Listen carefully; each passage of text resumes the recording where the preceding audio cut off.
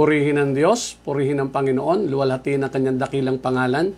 Napakabuti ng Diyos sapagkat patuloy tayong binibigyan ng pagkakataon, mga kapatid. Sa kabila ng pandemic na ito, tuloy-tuloy pa rin ang ating pagninilay ng mabuting balita ng Panginoon. Amen po? At yan po'y biyaya sa atin ng Panginoon at alam naman natin na lahat ng nagninilay ng salita ng Diyos ay kinalulugdan ng Panginoon. Amen. Okay, kaya mga kapatid, sama-sama ulit tayo. Bukas muli natin ang ating isipan at puso para maunawaan nating lubusan ang ipinapahayag ng ating Panginoon na pinadadaloy sa lingkod niya. Manalig po tayo na ikinagagalak ng Panginoon, ikinatutuwa, ikinalulugod niya habang tayo nagninilay mga kanilay. Ayan po, kasama kayo naroon. Ipanatag niyo muna ang kalooban niyo. Huwag niyo muna isipin kung ano yung mga problema natin. Ang isipin natin ngayon ay tinitipon tayo ng Panginoon sa pamagitan ng internet para tayo po ay mapagpala ng Diyos. Amen? Okay. Kaya pakikinig pa lamang, ibinibless na tayo ng Panginoon. Sure po yan. Sure yan. Pinagpipray ko kaya yan lagi araw-araw. Mga kapatid na lahat na makikipagnilay, kahit pa sa YouTube, kahit pa yung replay, ako'y naniniwala, ang Panginoon ay isang Diyos na very generous at napakabutit, napakadakila. Kaya hindi po masasayang ang ating bawat pagninilay. Kaya simulan muli natin to. Nasa ibang bansa man kayo, narito sa Pilipinas o saan man dako ng mundo, mga kapatid, magsama-sama tayo, magnilay ng mabuting balita ng Panginoon. Sa ngalan ng Ama, ng Anak at Espiritu Santo. Amen. Amang banal, amang makapangyarihan sa lahat, muli kaming narito at nagpapakumbaba, nagsusumamo sa iyo na kami po'y lingapin mo, kalugdan mo nawa ang aming pagkakaisang ito na magnilay ng iyong mabuting balita. Dalangin po namin, Panginoon, ano man ang nakikita mong karumihan namin, ipatawad mo po ito sa amin at pagingdapatin kami, Panginoon, sa biyaya ng liwanag, biyaya, Panginoon, ng kagalingan, biyaya ng kalutasan ng aming mga suliranin, na sa pakikinig pa lamang namin, Panginoon, ay ito'y dumaloy na sa amin. Ama, nananalig po kaming ang araw na ito ay ginawa mong muli, inihanda mong muli, para kaming lahat ay abutin, Panginoon, at maranasan namin nga ang iyong kadakilaan. Muli, hayaan mo pong amin pong angkinin ito, Panginoon, sa pamamagitan ng iyong anak na si Jesus, at Lord, sa biyaya ng Espiritong Banal. Amen at Amen. Sa ngalan ng Ama, ng Anak, at ng Espiritu Santo. Amen. Praise God. Praise Jesus. Muli, isang mabiyayang pagninilay sa inyong lahat at ang nais ko pong i-share sa inyo, mga kapatid, lalo na sa yung mga kilala ng Panginoon, yung mga walang palya sa pagninilay. Kilala ni Lord John. Amen po. Di ko man mabanggit ang inyong mga pangalan sapagkat sigurado may malilimutan ako kaya hindi na ako nagbabanggit niyan, mga kapatid. Dito sa Romans chapter 12 verse 2. Isang verse lang gusto kong i-share sa inyo. Sabi dito, huwag kayong makiayon sa takbo ng mundong ito. Mag-iba kayo sa pamamagitan ng pagbabago ng inyong pag-iisip upang maunawaan ninyo ang kalooban ng Diyos kung ano ang mabuti, kalugod-lugod at ganap na kalooban niya. Mga kapatid, ang salita ng Diyos. Praise God. Praise Jesus. Ako'y nananalig muli. Ang Panginoon ay mangungusap sa ating lahat upang turuan tayo na makapamuhay ng ayon sa kanyang kalooban. Okay. Gusto ko pong pamagatan ito na change your mindset. Change your mindset. Alam nyo kasi yung ating mind, yung ating isip, mga kapatid, ay minsan ay hindi ayon talaga sa kalooban ng Panginoon. Minsan akala nga natin ay okay lang sa Panginoon, pero hanggat hindi itong mindset natin, mga kapatid, ay hindi naka-align sa mindset ng Panginoon, ay hindi tayo makakasundo ng Lord. Amen? Kaya nga doon sa ating binasa sa Romans chapter 12 verse 2, ang liwanag sabi doon, huwag kayong makiayon sa takbo ng mundong ito. Yan, kadalasan kasi ang mindset natin nakaayon sa takbo ng mundong ito. Bakit? Ay kasi isinilang tayo sa mundong ito na, mga kapatid, ang kinamulatan natin, especially yung mga magulang, kapag ang mga magulang natin ay hindi religious, hindi talaga palabasan ng Bible, hindi talaga active sa pananampalataya, hindi mga binago ng Panginoon at hindi ang mindset din ay nakaayon sa kalooban ng Panginoon. Nako, mas malabang kaysa hindi po talagang iba ang nakasalansan sa ating isipan, iba ang mindset natin. Kaya pala sinabi ni San Pablo ang ganito sabi niya sa taga-Roma huwag kayong makiayon sa takbo ng mundong ito. Mag-iba kayo sa pamamagitan ng pagbabago ng inyong isip. Sa pagbabago ng inyong isip, ibig sabihin, change your mindset. Amen? Iba kasi, minsan nga, mas madalas, talagang katulad ko noon, ibang-iba, parang na-shock ako, na ibang-iba pala yung aking pinaniniwalaan noon. Akala ko okay, akala ko mabuti, akala ko tama lang. But then, nung makilala ko ang Panginoon at marinig ang kanyang salita, mga kapatid, makapagbasa ng Bible, makapag-aral ng salita ng Diyos, nakita ko, maling-mali ang mindset ko. Kaya pala, ganun ang takbo ng buhay ko. Kasi mga kapatid, tandaan po natin, kung ano ang tinatakbo ng buhay natin, may kinalaman po yung mindset natin. May kinalaman yung ating, kung ano ang laman ng isipan natin, kung ano yung talagang nakaset diyan sa isipan natin. May kinalaman po yan. Kaya pag hindi po ang mindset natin yan na hindi nakaayon sa mindset ng Panginoon, sigurado po yan, talagang hindi natin mararanasan yung mga ipinangako ng Panginoon. Amen po? Kahit pa magkaroon tayo ng maraming tagumpay o pera dito sa mundong ito, tandaan po natin, hindi po magkakaroon tayo ng yung bang mayroong inner joy doon sa kaloob-looban natin. Mayroong kakaibang kagalakan, may kakaibang kapayapaan, may kakaibang kapanatagan na hindi kayang explain. Amen? Totoo po yun. Kasi kaya ako nasasabi yan sapagkat naranasan ko lang naman yung kapayapaang yan, kagalakang yan na tinutukoy ko sa inyo nung mabago ang mindset ko Sa totoo lang, mga kapatid, walang pressure, hindi ka katulad nung iba na katulad nung sa luma kong buhay na, ang ayaw ko ng balikan talaga. Pero salamat sa Lord, kay buti-buti talaga ng Panginoon. Okay, mga kapatid, so, bakit kailangan natin ang bagong mindset? Yung bagong mindset. Bakit kailangan natin?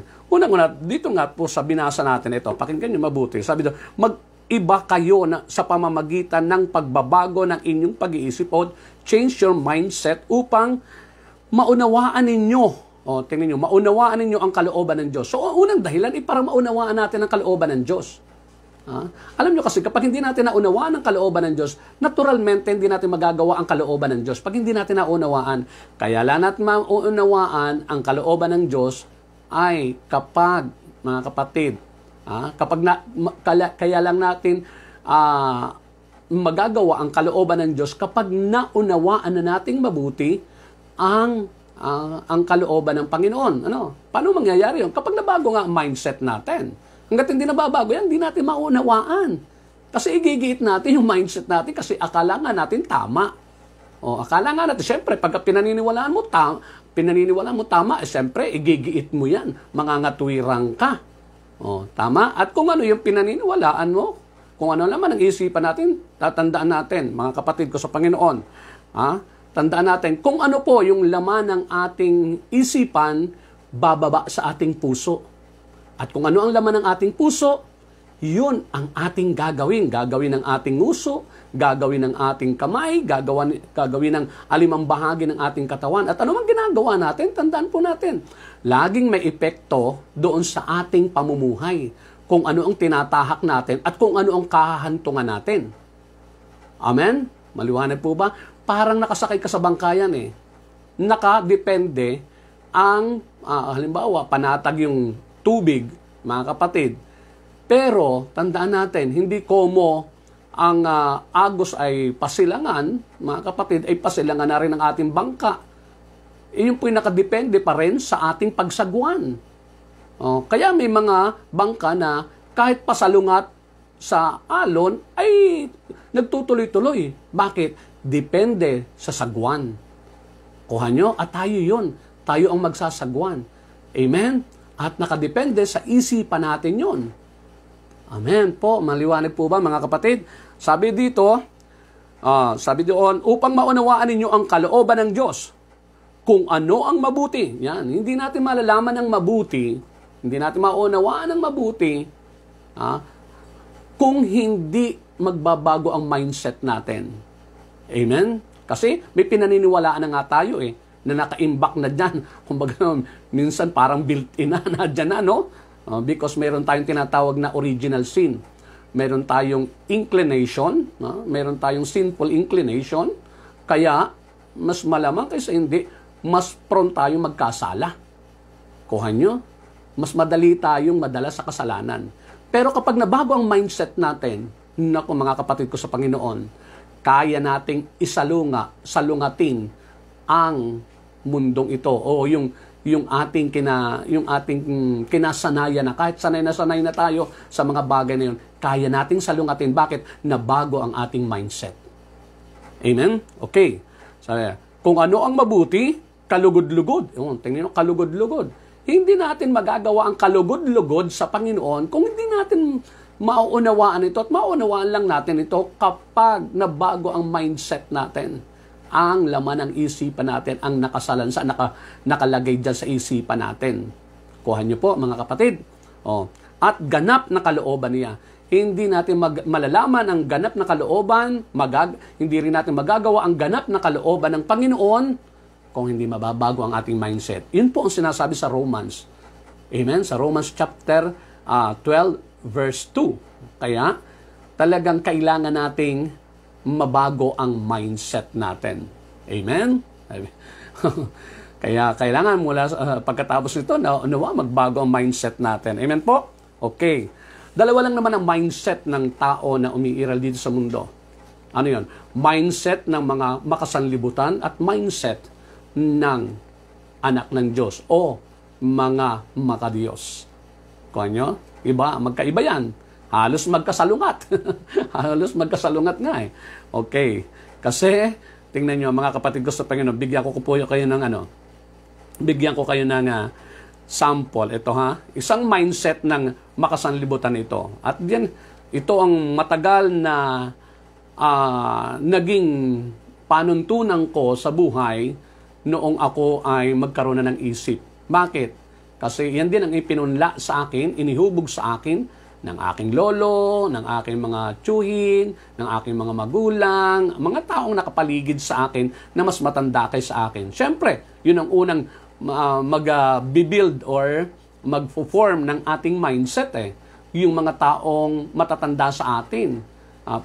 Pagkasilang natin, siyempre, naniniwala tayo bilang bata, mas marami silang alam at yung alam nila ay tama. So, kung mali yung mindset noong mga matatandang kinagis na natin, natural lamang na maging mali din. Talagang natural lamang, ibig sabihin common or natural lang na ganun din ang maging mindset natin. Ano yon? Ito, isang mindset ito. Ang kahulugan ng tunay na tagumpay ay ang magkaroon ng maraming pera. Yan. Matagumpay ka pag marami kang pera. O kaya naman mayroong kang kapangyarihan. Kaya tingnan nyo, bata pa lang. Tingnan halimbawa, ang iyong magulang ay politiko. Di ba? Halimbawa, mayor ang magulang mo. Siyempre, nakinagis na mo yun. Tingnan nyo. Ang mindset mo, ang ituturo sa iyo, maging politiko ka rin. At kapag hindi ka naging ganon, sasabihin ng magulang mo, ano ba pinaggagawa mo sa buhay mo? Di ba? Bakit ayaw mo kong tularan? Bakit? Kasi yun ang mindset mindset ng magulang mo. Okay? Ang kanilang pakihulugan sa tagumpay, success, ay magkaroon ng maraming pera, magkaroon ng power, magkaroon ng maraming ari-arian. Di ba? Bahay, lote, kotse. Bakit? Yan ang mindset ng mga makasanlibutan na yun ang kanilang standard na para masabi kang tagumpay. Yung profession. Kaya kapag hindi ka nakapagtapos ng pag-aaral, ikaw ay hindi na tagumpay. Ay papaano kapag matanda ka na, mga kapatid, at hindi ka na makakapag-aral kahit kaya mo mag-aral, hindi ka pa rin tagumpay. Nakuha nyo, mga kapatid. Position. Dapat sa pinagtatrabahuan mo, angat ka. Marami ka nasasakupan. Marami kang utusan. Di ba? Marami kang subordinates. Di ba? Yun ang yun ang mindset ng ng makasanlibutan. Yun ang tagumpay. Oh. At isa pa yung ikaw ay popular, ikaw ay kilala, sikat ka, kaya maraming nag-aartista, maraming lumalahok sa mga paliksahan, di ba? Para sumikat. Kapag nanalo, di ba? Sisikat sila. At yun ay tagumpay sa kanila. Hindi ko sinasabing, hindi ko sinasabing masama yan. Hindi. Ang sinasabi ko, iyan ang standard ng tagumpay ng mundo. Kaya kapag wala ka niyan, di ka tagumpay. Kaya pag susukatin dito sa bansa Pilipinas natin, napakarami ng taong hindi tagumpay. Kasi iilan lang naman ang nadyan sa larangang yan, ang nakarating ng ganyan. Amen. Sa isang bayan ba, pwede ang 2 mayor? Hindi naman pwede, di ba? So, isa lang. Halimbawa, ang population yun, halimbawa, 3 million. 3 million lang. Biro mo yun, isa lang ang tagumpay. Kung ang mayaman doon, 10 lang ang tagumpay. Wow naman, di ba? Ang hirap naman, napaka-unfair naman yan. Kung standard ng mundo, kaso yan nga ang standard ng mundo Amen? Yan ang ibinil sa ating isipan. Yan ang naging mindset na natin. Pero hindi po yan ang mindset ng Panginoon. Amen? Kaya nga sabi sa Luke chapter 12 verse 15, sabi doon, at sinabi ni Jesus sa kanilang lahat, mag-ingat kayo sa lahat ng uri ng kasakiman, sapagkat ang buhay ng tao, tingnan nyo pakinggan nyo mabuti, sapagkat ang buhay ng tao ay wala sa dami ng kanyang kayamanan. Tingnan nyo, hindi yan ang sukatan ng Panginoon. Amen? Ang tunay na tagumpay. Okay, maliwanag po ba? Okay, pangalawa na mindset mindset ng mga taong makasanlibutan ay ito. Ang ibig sabihin ng kamatayan ay ito. Halimbawa, pag namatay, ang sasabihin doon, nako, kamalasan yan, minalas. Tingnan nangyari, bakit ganun nangyari? Namatay si Yan. Di ba? Sa totoo lang, kahit na anong naging dahilan, pakinggan niyo mabuti ito, kahit po ano naging dahilan, sakit man, aksidente, o ano man yan, ano mang naging dahilan ng pagkamatay ng isang tao, mga kapatid, yun po ay itinakda ng Panginoon. Sabi sa Biblia, hindi pa man tayo sinisilang, alam na ng Diyos kung kailan tayo mamamatay. Amen? Maliwanag po. Yun ang katotohanan yan. So, naging dahilan na lamang yung aksidente. Naging dahilan na lamang yung sakit. Kaya mapapansin nyo, may mga taong antindi na ng pinagdaanan ng aksidente, hindi pa namatay. Kasi, hindi pa yon ang oras na inilaan sa kanya ng Panginoon. Kuha nyo? Pero sa iba, naku, minalas. Minalas. Malas sa kanila Kaya ang dami-daming pamahin tungkol sa patay. Kasi, akala nila kamalasan yung masama ang mamatay. Aba, pag hindi tayo namatay, isipin na lamang ninyo. Halimbawa, 500 taong ka na, hindi ka pa namamatay. Ano kayo mangyayari sa'yo? Masaya ka pa kaya noon? Di ba? Kahit pa malakas ka. Palagay ko, hindi ka na rin masaya noon. Mananawa ka na Amen?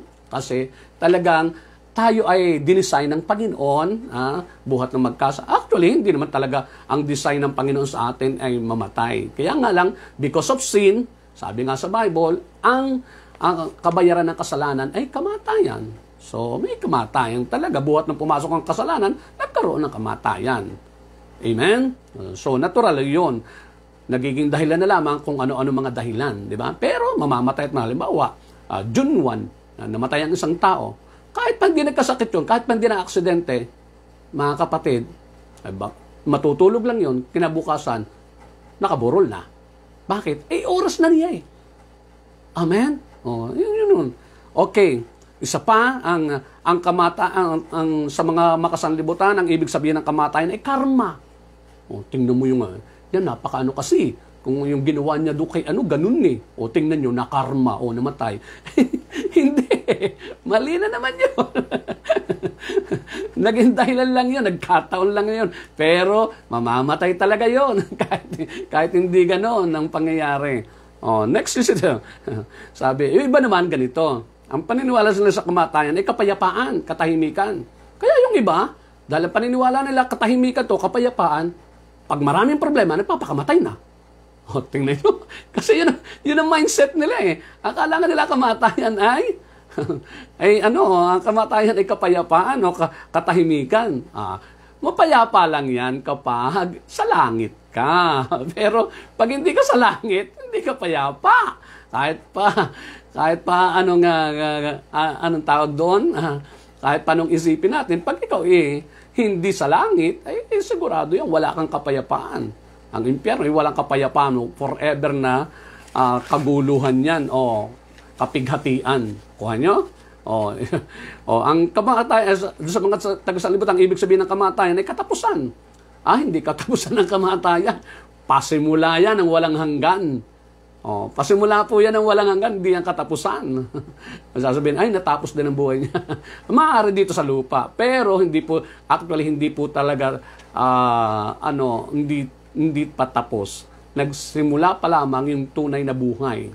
Ang tunay na buhay ay ang buhay na walang hanggan. Tatandaan po natin, kaya walang hanggan yan walang hanggan. Maaaring sa impyerno o kaya sa langit. Dalawa lang naman yan.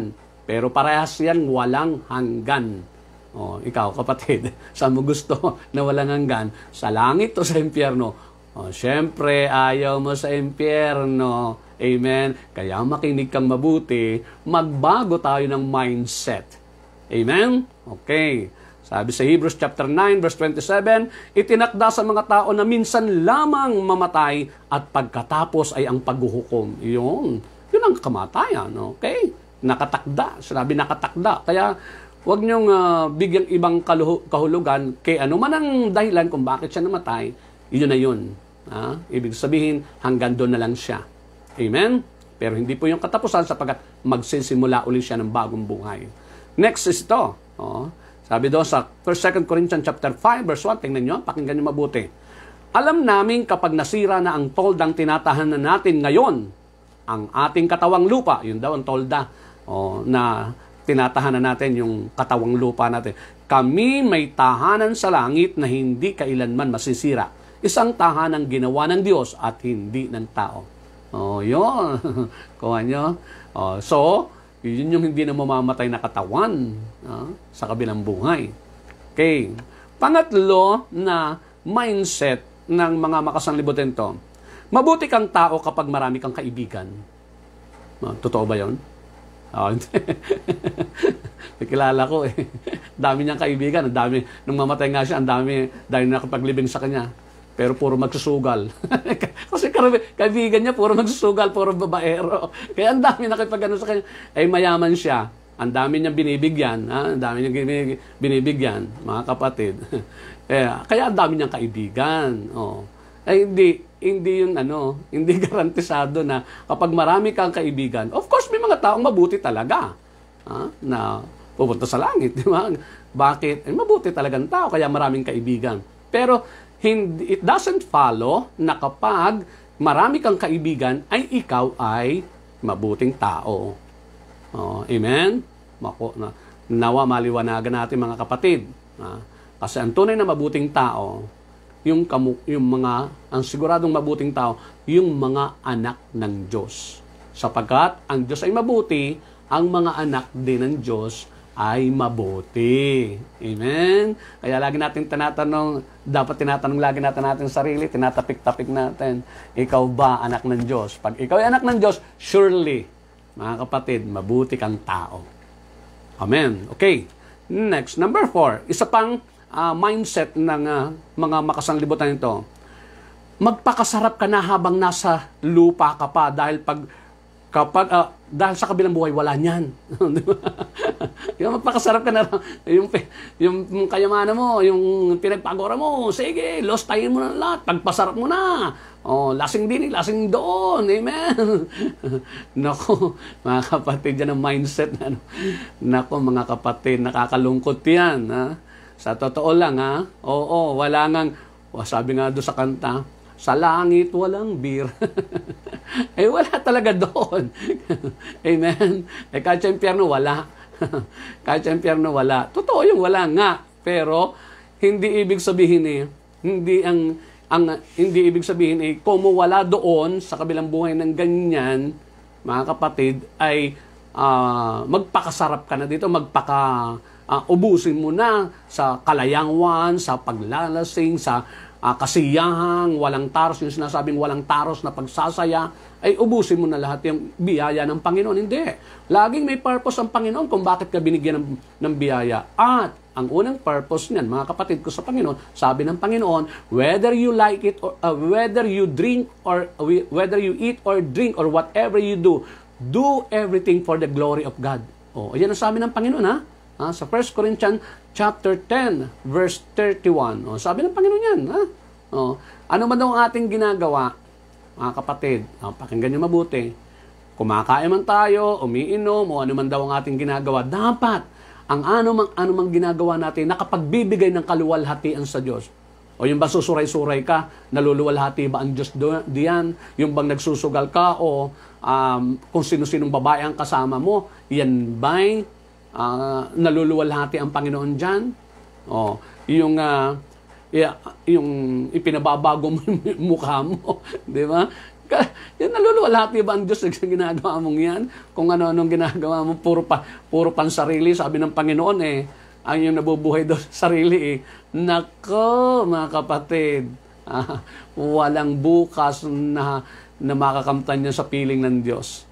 Yung lagi wala nang iniisip kundi ang sarili, kung paano mo sasarap ang sarili, kung paano maliligaya ng sarili, kung paano makapagpapasasa ang sarili. Nako, yan ang mga worldly mindset. Amen? Isa pang mindset ng mga makamundo ay ito. Sabi daw, kaya nga dabi yung nagpapakasarap sabi, pag ikaw'y papunta sa impyerno, okay lang magpakasarap ka na magpakasarap. Kasi nga, pagpunta ka sa impyerno, wala dong sarap talaga. Amen. Kaya magpakasarap ka na nga dito, kasi papunta ka sa impyerno. Pero, kung hinagahangad ka ng langit, dapat may control ka. Tatanong mo kay Lord, bakit ba ako mo binigyan ng ganito? Okay, para sa akin lang ba ito? Definitely hindi. Hindi. Pag sumasobra, hindi yan. Kahit nga yung sapat lang tinetest ka pa rin Kung isi-share mo sa iba kahit sapat lang yung ibinigay sa iyo, titesting ka pa rin ng Panginoon kung kaya mong i-share. At ang tawag doon, paglimot sa sarili. At yun ang sinabi ng Panginoon, di ba? Sa Luke chapter 9, verse 23, sabi ng Panginoon, if you want to follow me, deny yourself. Pick up your cross and follow me. Di ba? Sabi ng Panginoon, kung gusto niyo sumunod sa akin, ay limutin niyo ang inyong sarili. Pasanin niyo ang inyong krus at sumunod kayo sa akin. Wala pong pagsunod sa Panginoon na walang sacrifice. Laging may cross na papasanin tayo. Amen? But of course, kapag iyan ay ginagawa mo sa Panginoon, tandaan po natin, kahit na mabigat yung pinapasa natin, yung ginagawa natin, nagsasacrifice tayo, may kakaibang joy, may kakaibang kagalakan na mararamdaman tayo sa ating puso. May kakaiba, hindi mo maipaliwanag yung kagalakan. Kahit na napapagod ka, nahihirapan ka, nagugutom ka, dahil sa ginagawa mo yan para kay Lord, para maluwala, nililimot mo yung sarili mo, ay may kakaiba pong kagalakan. Maniwala po kayo. Nako, kakaiba si Lord, iba si Lord talaga. Okay, isa pang mindset ito. Laging napakahalaga ng approval at affirmation ng ibang tao. Yan. Kaya ano na lang sasabihin ng iba? Ano na lang sasabihin ng iba? Baka naman masabi ni ganito. Nako, baka kung ano na lang isipin nila. Kung ano, yan. Nako, mga kapatid, pride yan. Ang ugat niyan, pride. Kaya minsan, hindi ka makasayaw sa gawain ng Panginoon, hindi ka makaawit sa Panginoon, hindi ka makapagpuri sa Panginoon, hindi mo maitaas ang kamay mo sa gawain ni Lord. Why? Kasi, ano na lang sasabihin ng ibang mga kaibigan ko. Kaya minsan, hindi ka makapagdala ng Bible. Bakit? Kasi, ano na lang sasabihin, baka makantsawan ako nila. So, kailangan, ang gagawin mo, kung ikaw may mindset na makamundo, ang mindset mo, lagi mong isasaalang-alang sila lagi. Kaya dapat i-approve nila lagi, dapat affirm lagi nila. Amen? Yung good sa kanila lagi. Ay, syempre, ang hahanapin nila, ang hahanapin ng mga yan, ang bit-bit mo, instead na Bible, syempre, ang gusto niyan, long neck. Amen. Emperador. ang bit-bit mo. Kaya tingnan nyo, kapag ang bit-bit mo, emperador diyan, walang papansin sa iyo. Okay lang sa kanila. Pero kapag ang bit-bit mo na, Bible, nako, hahabulin ka ng tingin ng mga yan. Tama? Kasi yun eh. Ikaw naman, may mindset kang ganyan, di tatago mo. Ayan ang sabi ni Lord, sino mang ikahiya ako dito sa lupa, ikakahiya ko rin sa harapan ng aking amang nasa langit. Tingnan mo, mga kapatid. Yan ang mindset ng ng mga makamundo. Dapat approve nila, dapat okay sa kanila. Dapat kahit nahihirapan ako, basta okay sa kanila. Basta ayon sa kanilang gusto, sa kanilang pamantayan. Amen? Pag medyo tungkol sa Panginoon, ako, maniwala kayo. Kuha niyo po, mga kapatid. Okay. Next is ito. Isa pang mindset ay ito, mga kapatid. Nasa Diyos ang awa, nasa tao ang gawa, kaya't mas mahalaga ang magtrabaho kaysa maglingkod at sumamba sa Diyos. Maraming ganyan. Sabi, paano kami? Meron ako, sister, attend ka ng gawain. Naku, may magtitinda ako. Unahin mo muna sa Lord. Kung unahin ko yan, kung ako na may nagdadasal naman ako naman hindi nakakalimot. Amen? Wala kaming kakainin pag hindi ako natinda. Tingnan mo yun, di ba? Hindi mo alam na kapag iniuna mo ang Panginoon, lalo kang i-bless ng Panginoon. Yung pinagpaguran mo ng ang dami-dami ko pong naakay sa Panginoon na ganyan eh. Lagi ang patotoo nila, noong araw, maghapon akong pagod. Nako, pagod ako hanggang magdamag. Tapos, kulang pa rin. Pero nung inuna ko si Lord, bakit ganon? Ang gaang-gaang ng daloy ng biyaya ng Panginoon. Hindi na ako pagod, nag-i-enjoy pa ako, tapos panatag pa ang kalooban ko. Di ba? Akala nga kasi ng tao, nadadaan sa sipag ang buhay. Hindi po. Ang dami masisipag, tingin nyo. Tad-tad pa rin ang utang. Inalubog pa rin sa utang. At saka, ang dami masisipag, ang gugulo pa rin ang buhay. Hindi pa rin talaga Hindi pa rin talaga nag-i-enjoy sa buhay. Amen? Bakit? Ang sekreto ng buhay ay pagsunod sa kalooban ng Panginoon. Kaya nga, hindi mo naman masusunod ng kalooban ng Panginoon hanggat hindi babago ang iyong mindset. Kapag hindi mo itinakwento sa mga sinasabi ko na ito'y mali. Ito'y mali. Hindi ito ang totoo. Hindi ito ang tama. Ito'y mindset ng mga makasanlibutan. Kaya, hindi mo mararanasan yung totoong kapayapaan, totoong kagalakan. Bakit? Hanggat hindi mababago ang mindset natin. Baguhin natin yung mindset na yan. Amen po? Okay. Next is ito, mga kapatid. Meron pang isa. Basta wala akong inaargabyado o tinatapakan, okay lang ang buhay ko. Sabi, walang pakialam. Amen? Basta wala akong inaargabyado, wala akong tinatapakan. Ang daming ganyan. Yan ang mindset ng mga makasanlibutan. Kasi iniisip nila dito lang sa mundo. Amen? Kaya, wala kang tinapakan, wala kang inergabyado, hindi mo rin naman nagawa ang kalooban ng Panginoon. Bakit? Kalooban mo lang yun eh. Kalooban mo lang yung ginagawa mo. Tinanong mo ba ang Panginoon, Lord, ano bang gusto mong gawin ko? Lord, tama ba itong ginagawa ko? Lord, pasado ba ito sa iyo? Ito ba talaga ang plano mo sa buhay ko? Di ba? Kuhan niyo mga kapatid. Kaya mahalagang lagi natin tinatanong ang Panginoon, ano bang plano mo Lord sa buhay ko?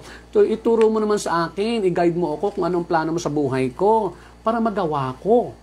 Amen? Otherwise, failure ang buhay mo. Bakit? Kasi ang tunay na tagumpay, mga kapatid ko sa Panginoon, ang tunay na tagumpay, yung naganap ang plano ng Diyos sa buhay mo, sa buhay ko. Yun ang tagumpay. Kaya alam ko, tagumpay ako. Bakit? Kasi maliwanag na ang pinagagawa sa akin ng Panginoon na ito. Amen? Totoo po, mararamdaman mo naman yan. Kapag may desire ka, hanapin mo ang kalooban ng Panginoon. Yung makulit ka ba, tinatanong mo, Lord, ano ba? Ito ba talaga ang plano mo sa akin?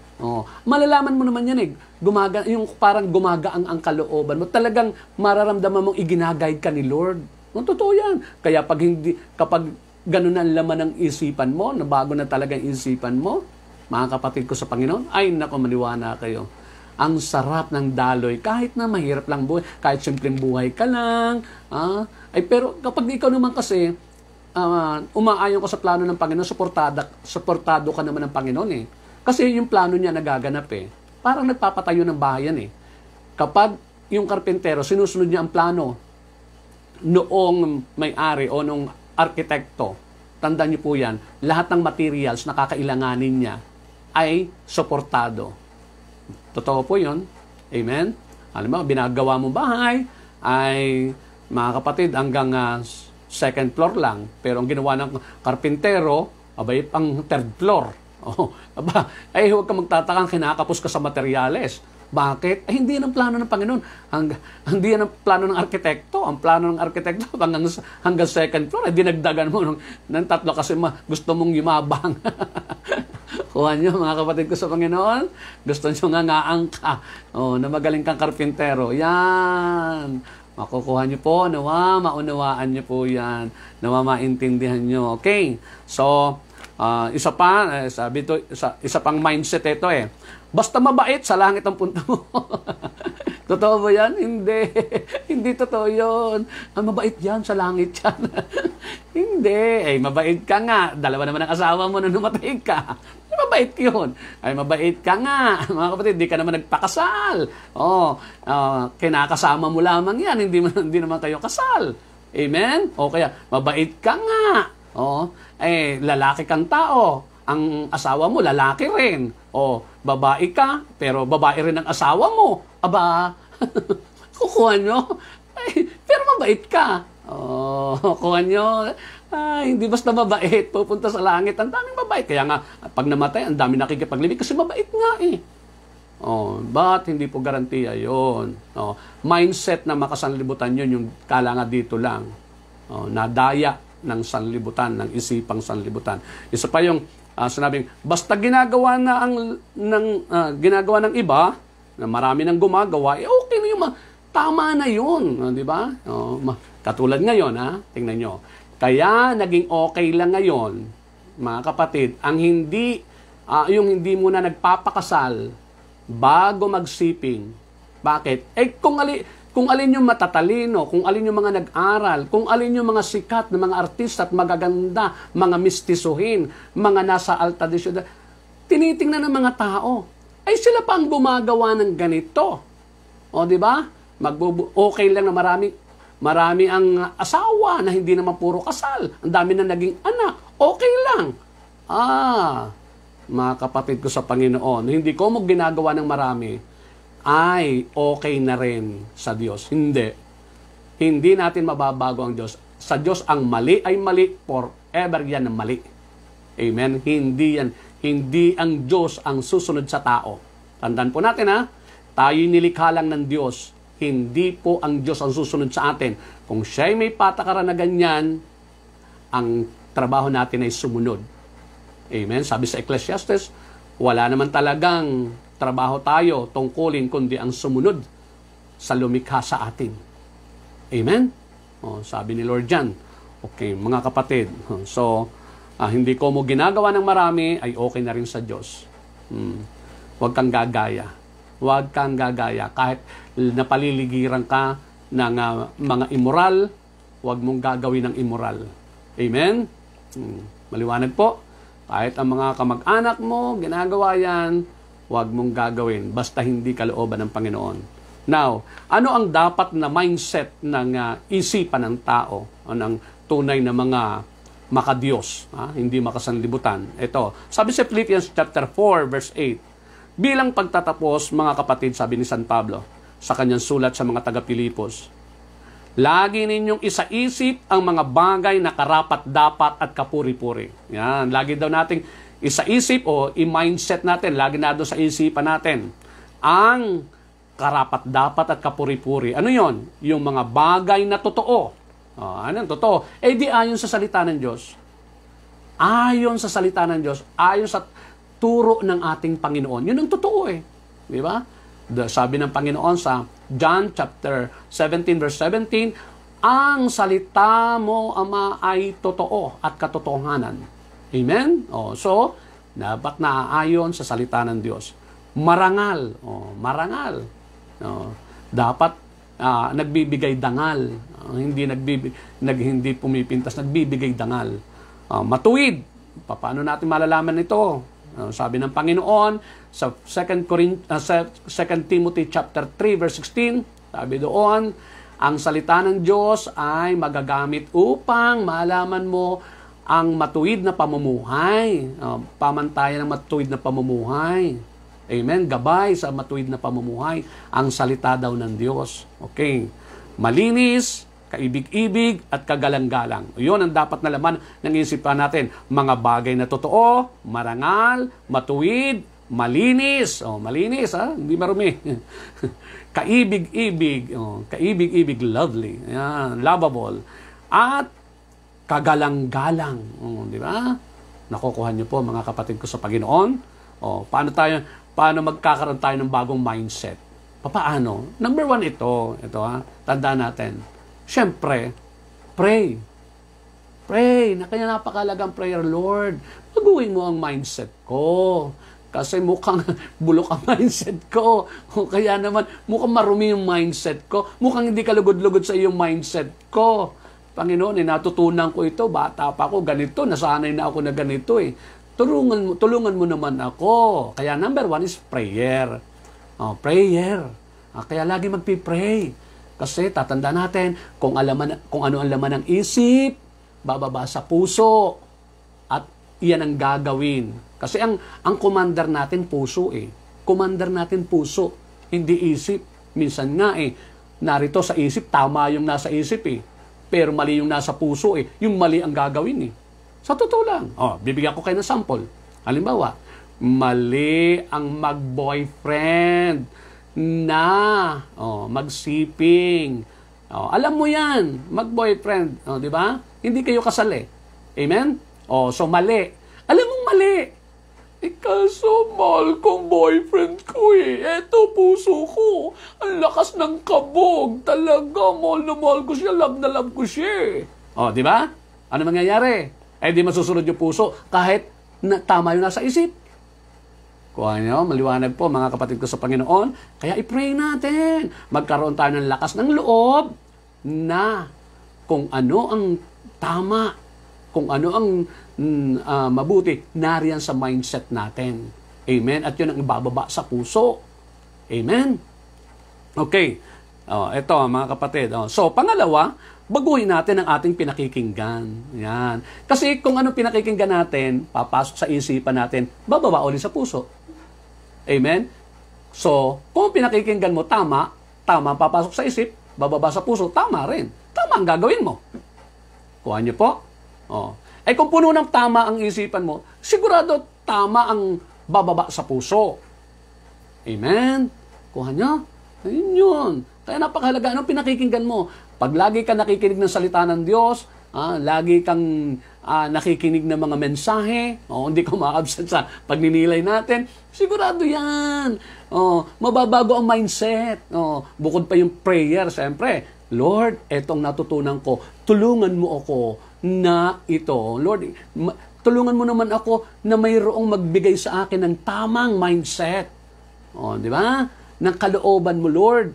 Yung binabanggit mo ng mga bagay na totoo, marangal, matuwid, malinis, kaibig-ibig at kagalang-galang. Lord, bigyan mo, isend mo naman sa akin yung instrument mo para ako'y makarinig noon. Di ba? Pipray mo yan. Amen po. Okay. Kaya pipray nyo rin ako para ako'y may na-share din sa inyo. Pray nyo ako para sasabihin ni Lord sa akin kung ano yung i-share ko sa inyo para mamarinig ninyo. Pag narinig ninyo, papasok sa isip, bababa sa puso. Tama? At sigurado yan, tama ang gagawin natin. Yun, kasi nabagong mindset. Okay. At of course, ang napakahalaga talaga yung salita ng Diyos yan eh. Yung papapasukin mo pag laging na lang nakikinig ng salita ng Diyos, nagbabasa ng salita ng Diyos. So, pangalawa, baguhin natin ang lagi nating tinititigan. Iba kasi yung tinitingnan kaysa tinititigan. Di ba? Pero nakita mo, pero iba yung tinitigan mo eh. Kasi kung ano yung tinitigan mo, yun na magsisink in dito sa isipan natin eh. Yun ang magsisink in dito. Ibig sabihin, yun ang ma-i-inculcate dyan sa isipan natin, mamamalagi diyan. Kuha niyo po, kaya mahalaga, anong tinititigan mo? Di ba? Kung tinititigan mo lagi salita ng Diyos, di ba? Mga gawa ni Lord. Ay, mga gawa ni Lord. Yung bulaklak lang. Ang ganda-ganda naman ng Lord ang ginawa mo. Di ba? Amen? So, papasok sa isipan mo, magaganda. Amen? Nakukuha niyo po? Sabi, di brother, tititignan ako sa magagandang hita. Tingnan mo, kung yan tinitigan mo, iba rin. Iba naman na papasok sa utak mo. Amen. Sa mga kalalakihan, ay tandaan niyo po yan. Ingatan niyo po ang tinititigan niyo. Saan kayo lagi nakatitig? Pero titigan ninyo ang mga ginawa ng Panginoon. Kung ang mga kahangahangan ginawa ng Panginoon. Yung mga movie na patungkol sa Diyos, tingnan nyo mga kapatid, subukan nyo, magbabad kayo dyan at magbabago ang mindset nyo. Amen? Yung mga yung mga palabas na tungkol kay Lord, yan, titigan nyo mabuti yan at sigurado yan papasok sa isip. Isa pa, baguhin natin lagi ang lagi natin kasama. Alam nyo kasi, kapag dapat ang gusto mong maging ang mindset natin maka-Diyos, dapat yung ating mga sinasamahan maka-Diyos din. Amen? Bakit? Kasi, maririnig mo sila kung ano yung kilos nila, kung ano yung ginagawa nila. May influensyahan kanila eh. Sabi ko nga, kung gusto mong magpakabanal, maging kalugod-lugod sa Diyos, sumama ka sa mga taong kalugod-lugod sa Diyos. Ay kapag nasinamahan mo, kaya nasusuklaman ng Diyos, siyempre madadamay ka. Kaya may mga tao ng mga kapatid na mabait naman, pero nadisgrasya. Bakit? Yung kasama niya eh. Yung kasama niya hindi protektado ng Diyos, dinadamay ka. Hindi ka rin protektado. Kuha nyo, nadadamay ka dyan. Amen? Kaya pili kayo ng kasama nyo lagi. Amen? Kausap nyo lagi. Dapat puro maka-Diyos. Amen? Okay. Mababago pati ang ating buhay. Isa pa, ito, baguhin natin ang ating kinatatakutan. Ikaw, sinong kinatatakutan mo? Huwag mo katakutan ng COVID. Sabi ng Panginoon, huwag kayong matakot sa mga pumapatay ng katawan na wala nang magagawa pagkatapos nito. Ang katakutan ninyo ay ang may kakayanan ng pumatay ng katawan, may kakayanan pang magbulid sa impyerno. Sino yon? Ang Diyos. Sabi sa Matthew chapter 10, verse 38. Sabi ni Lord dyan, Sabi ni Lord dyan, mga kapatid. Kaya, doon tayo matakot sa Diyos. Sa Diyos tayo. Kaya sabi nga, alam niyo kapag tayo may takot sa Diyos, sigurado yan susunod tayo sa kanyang kalooban. At walang sumunod sa kalooban ng Panginoon na hindi nakarating ng langit, na hindi pinagpala ng Panginoon. Sabi ng Panginoon, ang nakikinig ng salita ng Diyos, ang pagpapalain ng Diyos sa lahat ng kanyang gagawin. Sabi sa James chapter 1, verse 25. Di ba? Amen po. Kapag sumunod tayo, i-bless tayo ng Panginoon. Sabi na ng Panginoon sa Deuteronomy chapter 28, sabi doon, kapag tininig nyo ang tinig ng Diyos at sinunod ang kanyang kalooban, sabi noon, pagpapalain niya kayo sa loob at labas ng inyong tahanan, hindi na kayo mangungutang, kayo pa ang magpapahiram. Kaya ang sekreto talaga pagsunod eh. Amen po. Kaya, tama yung baguhin mong ipinakikinggan. Okay. At ito, baguhin mo kinatatakutan mo. Marami tayong kinatatakutan. Huwag kayong matakot dyan. Magtiwala kayo sa Panginoon. Amen? Ito, baguhin natin ang ating hinahangad. Ang hinahangad natin, anong hinahangad mo?